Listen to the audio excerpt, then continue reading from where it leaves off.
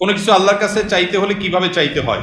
অনেকেই আছে নির্দিষ্ট করে নাম উল্লেখ করে কিছু চায়, যেমন আল্লাহ আমাকে এই চাকরিটাই দেন, আমাকে ওই মেয়েটার সাথেই বিয়ে দিয়ে দেন, বা আমাকে ওই বিশ্ববিদ্যালয়ে চান্স পাইয়ে দেন। আমার প্রশ্ন হলো, কিছু চাওয়ার সঠিক পদ্ধতি কি? দেখেন, এটা ভুল পদ্ধতি।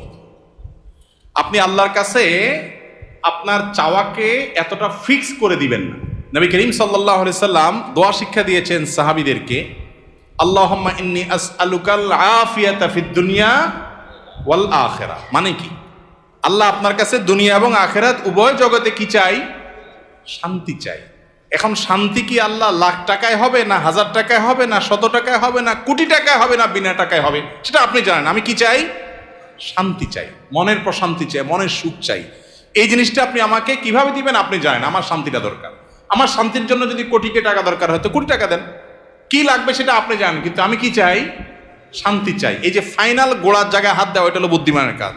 আর কোরআনেও আল্লাহ তাআলা শিক্ষা দিয়েছেন, আল্লাযীনা ইয়াকুলুনা রাব্বানা আতিনা ফিদ দুনিয়া হাসানা ওয়া ফিল আখিরাতি, যারা আল্লাহর কাছে দোয়া করে বলে, হে আমাদের রব, আপনি আমাদেরকে দুনিয়াতে কল্যাণ দান করেন, সুখ কল্যাণ ভালো দান করেন। এ ভালোটা কি দিয়ে হবে আমি জানি না। আমি কোনো মেয়েকে দেখে বা তার সম্পর্কে জেনে শুনে আমার মনে হয়েছে এই মেয়েটাকে আমার জীবন সঙ্গিনী করতে পারলে বোধহয় আমি সুখের সাগরে হাবুডুবু খেতে থাকবো, আমি বোধহয় সুখের আকাশে ভাসতে থাকবো এই মেয়েটার সাথে বিয়ে হইলে। বেশিরভাগ যুবক বয়সে শয়তান এ ধরনের পাগলামি মাথার মধ্যে চাপায়। মনে হয় যে এটার সাথে বিয়ে না হলে আমার জীবন পুরোটা বরবাদ হয়ে যাবে, তছনছ হয়ে যাবে, শেষ। ডিপ্রেশন, আত্মহত্যা করে ফেলতেছে, শেষ হয়ে যাচ্ছে, জ্বলে পড়ে মরে যাচ্ছে, বুড়া হয়ে গেছে, বিয়ে করে না কেন? কারণ তারে পাই না, এই জন্য বিয়ে করবো। এর চাইতে বড় নির্বোধ আল্লাহর জমিনে আর দ্বিতীয়টা আছে কিনা সন্দেহ।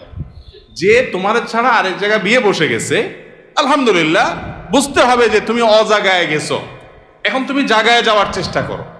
এটা হলো বুদ্ধিমানের কাজ, ঠিক না? ঠিক।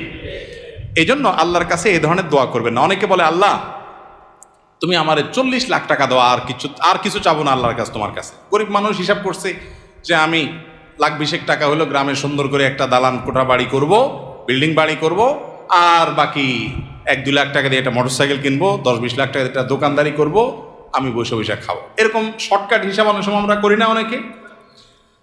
এই ধরনের হিসাব হলো বোকামের হিসাব।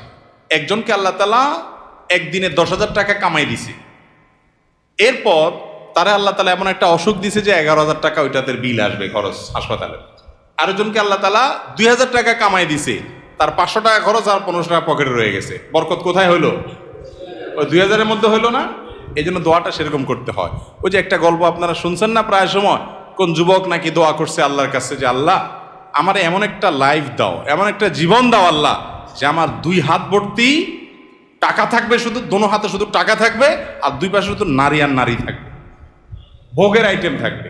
তো আল্লাহ তাআলা তাকে একটা মহিলা কলেজের বা কোন একটা কোম্পানির নারী স্টাফদের বাসের কন্ট্রাক্টর বানাই দিয়েছে। এই জন্য তার হাতে টাকা আর টাকা কন্ট্রাক্টরি করে, টাকাও মানুষের আর মহিলাগুলোও মানুষের। এই যে ভুল দোয়ার ফল দেখছেন, উল্টাপাল্টা দোয়া করছে না? সে দোয়া করবে, আল্লাহ আমি তোমার কাছে শান্তি চাই। এখন কোন মেয়েকে বিয়ে করলে আমার সংসারে শান্তি হবে তুমি জানো। আমি যেটাকে দেখে মনে করতেছি এটার সাথে বিয়ে হলে শান্তি হবে, ওইটার সাথে বিয়ে হলে আমার আরো অশান্তি হইতে পারে। পারে কি পারে না?